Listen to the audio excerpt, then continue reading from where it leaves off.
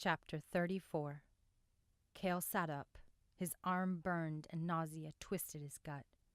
He bent over and willed the queasiness to stop. He took a deep breath. How long would the scorpion haunt him?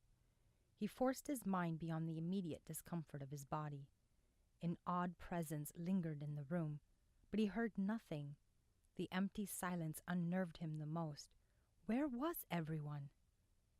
Ayianna lay in a heap against the wall, and her head, kinked to the side, rested on Liam. She resembled her brother, except in a more delicate manner. Her dark eyelashes were thicker and longer, her face slender, and her rounded ears denied the elvish blood running in her veins. Liam lifted her head and swiveled her ears first one way, then another. She looked at Cale. Did the wolf sense the odd presence as well? She stretched and rested her head on her paws, but her eyes remained on him. Ayianna shifted, and her braid fell away to reveal the puncture wounds on her neck. Guilt slammed into him. He closed his eyes. I knew what we were supposed to do, but I didn't do it. Why? Oh, Taron, it seems I cannot keep my oath. Cale stood. He shouldn't have to. She was betrothed. Didn't Taron know that? The situation irked him. In fact, everything irked him. He clenched his jaw. She's right. I am a jerk. Oh, Sauron, what have I become? He snatched his blanket and rolled it up. Ayianna. Her eyelashes fluttered against the gobs of dirt and sweat stuck to them. Desert grime smeared her face where she had wiped her tears away. Tears he caused. He ground his teeth and shook her shoulder. What? She stretched her arms over her head and looked around. At least her gaze had lost its glare. He stuffed his blanket into his bag. We need to go. Right. She staggered to her feet and leaned against the wall. We'll find the others and some water. She nodded. Liam strolled around the room and sniffed the chairs and the walls. All right there, Liam, Ayianna asked. At the mention of her name, the wolf loped toward her. Ayianna ran her fingers through the fur and shook out the dust. Liam, you need a bath worse than me. I'd have to disagree. Cale stepped out of the room. She frowned. You aren't too fresh either. They wandered down the corridors, their footsteps echoing off the walls. Cale ran his hand along the yellow bricks. It reminded him of Dagmar. So much had happened since the attack. He was a world away from his old life, but none of that mattered any more. He had nothing to return to. Sorrow choked him, and he quickly drove those thoughts away. Down the hall, metal scraped against stone.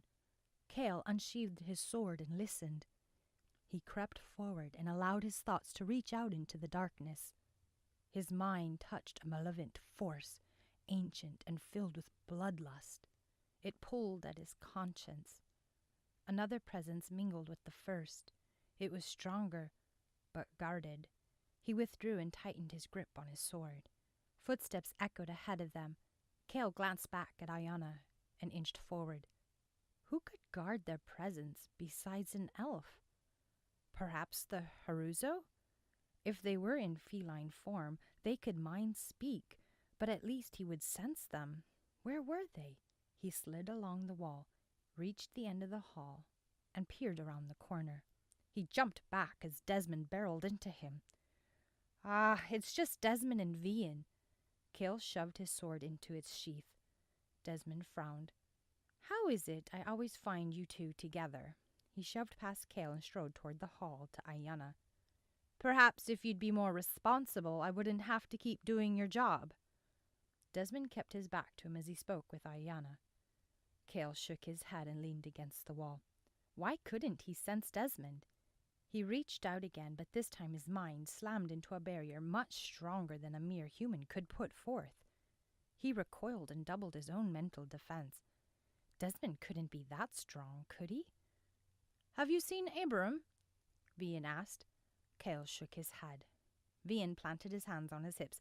I'm telling you, something is not right here. Storm or no storm, nobody leaves their gates abandoned. They're riding out the storm deeper inside, Desmond said as he walked up. Ayianna stood next to him, tucked under his arm like a package. She avoided Cale's gaze and stared at the wall in front of her. What rubbish did Desmond tell her this time? Cale turned away. Desert people have different customs, Desmond flashed a smile. I mean, you can't expect them to sit outside guarding the gates in a sandstorm. Follow me. I've been here before.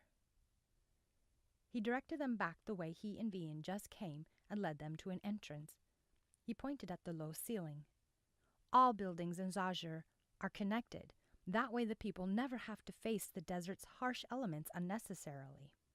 The glow of the orb slid across barren walls as they passed through long, narrow corridors. A foul odor hung in the air and worsened as they drew nearer to the keep. What is that smell? Vian sniffed. Are the Haruzu a dirty race? Can't they smell this? The Haruzu are impeccable when it comes to cleanliness, Desmond said over his shoulder. I don't remember it smelling like this the last time I was here. I wouldn't think that's possible with all this sand and dirt everywhere, Ayianna said. Cale slipped his headcloth over his nose and mouth. They pushed on without a soul in sight. A hall, a room, another hall, and soon they came upon the most interior room of Zajur. Desmond halted. Cale pushed past him to see why he had stopped, and wished he hadn't. The stagnant air rotted with death and sour body odor. Hundreds of gaunt bodies lay strewn about the room. Stark bones stuck out from the shriveled skin as if they had outgrown its coverings. Hollow sockets stared back at him where eyes had once been. What is it? Ayianna asked. Don't let her in here. Cale blocked the doorway. Desmond flinched and buried his nose in the crook of his arm. He stared wide-eyed at the scene before them. Vian peered over Desmond's shoulder and gagged. Get away from me! Desmond scooted out of the way. He inspected his clothes and then turned his glare on the prince. What happened? Vian wrapped the headcloth around his face. Cale eyed the shadows. Do you really want to know? What if it's still here? Desmond's face blanched, and he blinked furiously as he scanned the room. Let's not find out, Cale said. Ayianna glared at him. What's going on? Trust me. Cale grabbed her shoulder and spun her around. You don't want to know. She went without a fight, and for that he was thankful. He glanced back and shivered. Was there no one left? We'll retrace our steps, Desmond's voice trembled. We can go to the kitchen, scavenge for food, and refill our water skin. Then we leave. We can't leave until the storm is over.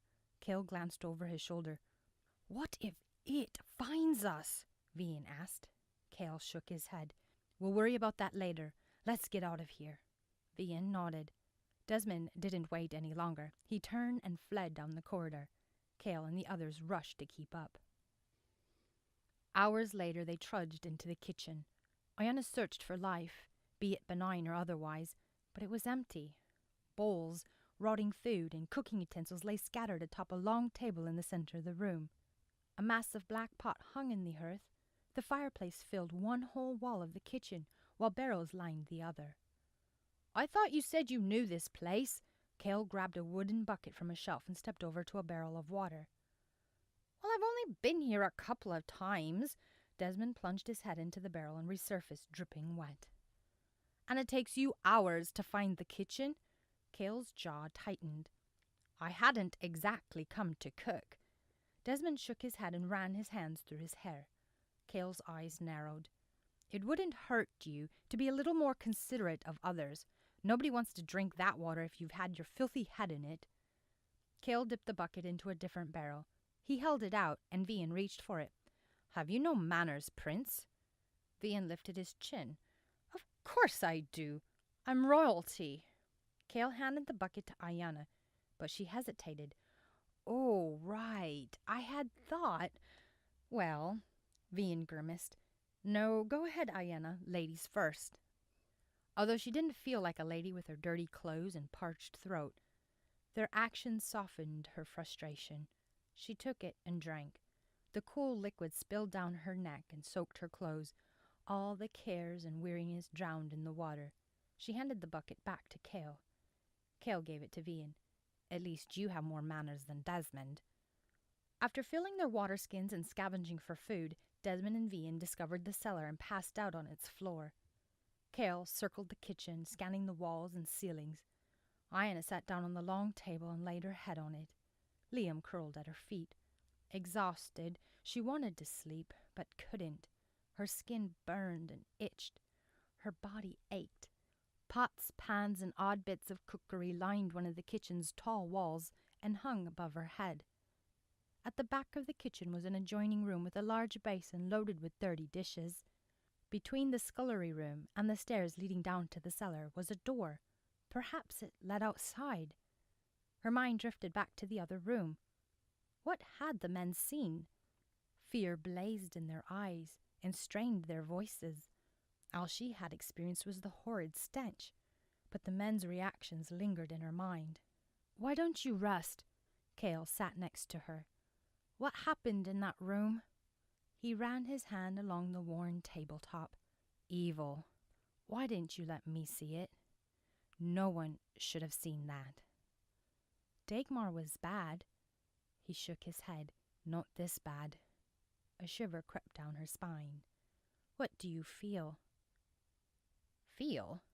She lifted her head. "You are an elf. You can sense things, while others, like humans, can't. We are a dim-witted bunch." "Some humans, yes, and I could name a few, but all the races have their share of dim-witted fellows, and according to Desmond, I am only half-elf, remember?" "If that's the case, then you're more elf than human. Is that a good thing?" He leaned on his arm. Strands of hair had escaped the confines of his braid and framed his angular face. The shadows hid the scar across his eyebrow, but she could see the slender arc of his ears and the glint of a gold hoop piercing his right earlobe. "I guess it depends on who's doing the judging, huh?" She tried to smile, but her swollen lips cracked in protest. His face relaxed. "But you are part elf. What do you sense?" Her breath caught in her throat. "How do you know that? Is it not common knowledge?" She shook her head. "Not among the humans. Do you despise your elven heritage?" "Of course not. I'd give anything to return to Zuriel." "So why do you hide?" He straightened and eyed her. "You want to marry Desmond?" She flinched. The tone of his voice sharpened and pierced her. Did he detest her even more? She shook her head and covered her face with her hands. Her heart ached. If she could just be free of all the secrets.